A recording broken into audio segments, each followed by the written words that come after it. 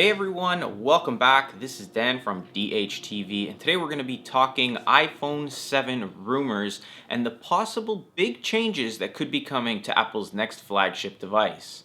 Let's get started. So it looks like we're going to get a drastic change to the way we use the iPhone this time around, and the reason why I say this is because a lot of sources and a lot of websites that I've been reading are all pointing to the same rumors, and some of the highly reliable sources are even putting down the claim that these rumors are confirmed. But let's go through some of these and we'll start with the basics. First off, this year we have the 6S and 6S Plus, so we're expecting the next generation of iPhone to be called the 7 as well as the 7 Plus. Now we're also expecting a refresh of the iPhone 5C, a little bit more upgraded, maybe with the A8 chip, and it's probably going to be called the iPhone 5E or 6C or 6E.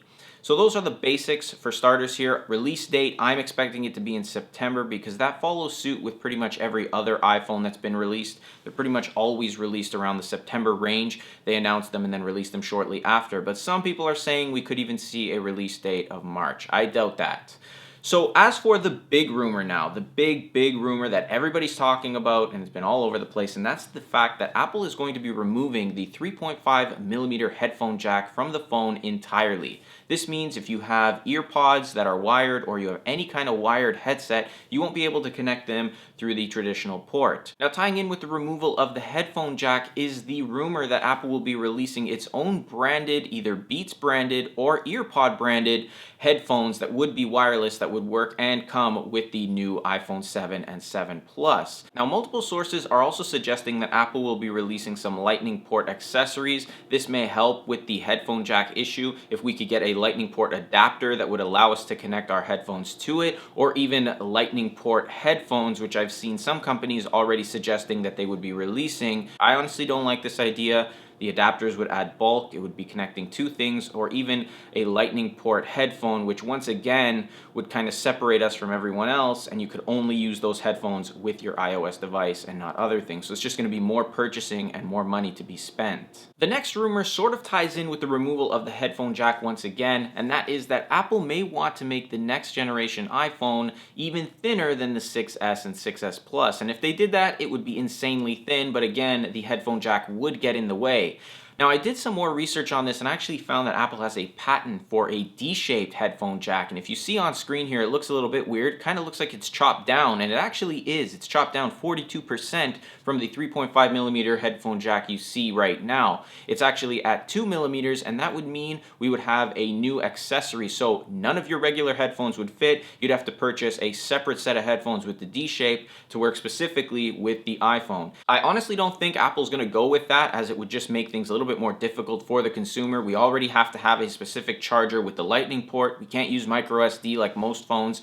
So, and if they did that with the headphone jack, it would just mean more work for us and probably more expensive for us, as we couldn't use what we already have. The next few rumors weren't talked about as much, but I feel they're just as important and could actually be features built into the next generation iPhone. Some are good, some are bad. For starters, because the iPhone will or may be thinner, it could mean we get a thinner or smaller battery, which would mean less battery life with the iPhone. Now, if Apple can combat this with something, great. If not, we may see decreased battery life once again, which has always been an issue with iOS devices. Next, Apple may be wanting to make their next generation iPhone waterproof, and if they do this, it would be great. But again, that ties in with the removal of the headphone jack, because that would just make it easier for them to waterproof the device.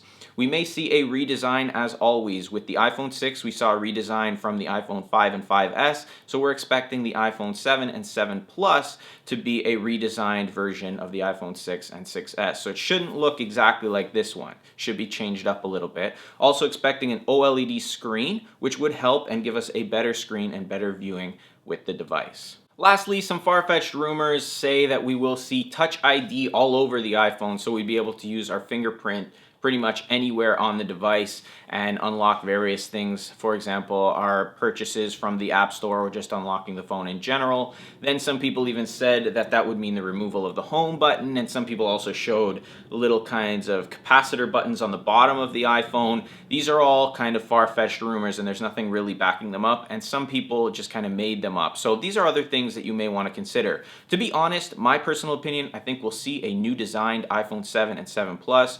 I think we're going to get a refreshed iPhone 5C, whatever it's called. I think it'll be released in September or just a little bit after, as usual. And I honestly think we are going to see the removal of the headphone jack. I think that we're going to get wireless earpods. I also think we'll be seeing some wireless charging at some point. Obviously, the specs internally will be bumped up. We'll probably see an upgraded chip, faster everything, maybe even a little bit of a camera change. Not sure if it'll be a bump to the camera since the 6S was the big camera change. Maybe it'll just be a better lens or something like that.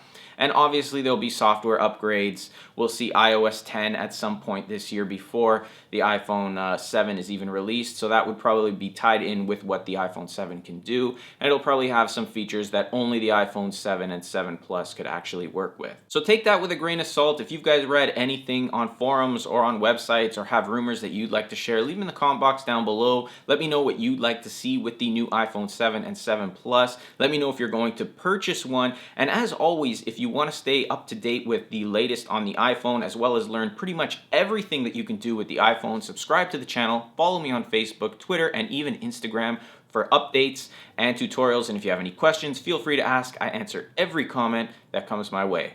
Thanks for watching, guys. I'll see you in the next one.